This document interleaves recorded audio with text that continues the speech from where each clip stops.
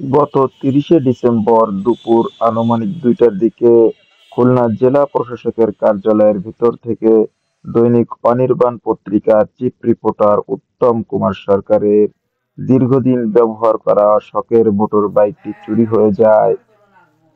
তাৎক্ষণিকভাবে জেলা প্রশাসকের কার্যালয়ের সিসিটিভি ফুটেজ পর্যবেক্ষণে দেখা যায়, লাল পোশাক পরিহিত ব্যক্তি ডিসি অফিস চত্বরে মোটরসাইকেলটির আশেপাশে ঘোরাফেরা করতে সুযোগমতো গাড়িটির তালা নষ্ট করে মেইন গেট দিয়ে বের হয়ে বাংলাদেশ ব্যাংকের দিকে যেতে দেখা গেছে চিহ্নিত চোরটিকে।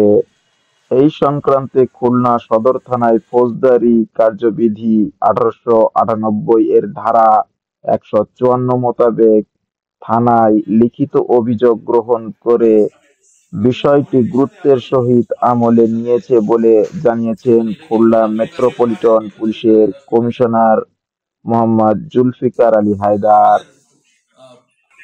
পুলিশের সদস্যরা অ্যাক্টিভ হওয়ার চেষ্টা করতেছে। আদালতের এই সহযোগিতা আমরা কামনা করি এবং তাদের সহযোগী যারা আছে তাদেরকেও আমরা গ্রেপ্তার করতে পারবো। তখন কিন্তু আইন শৃঙ্খলা পরিস্থিতি আরো উন্নত হবে, এটা আমি আশা রাখি। খুলনা মেট্রোপলিটন পুলিশের সকল ইউনিট অভ্যন্তরীণ সকল প্রকার অপরাধ নির্মূলে পেশাদারিত্বকে সর্বাধিক গুরুত্ব আরোপ করবেন বলে আশা করছেন সংশ্লিষ্টরা। S M Moshiur Rahman, MTV news, Khulna.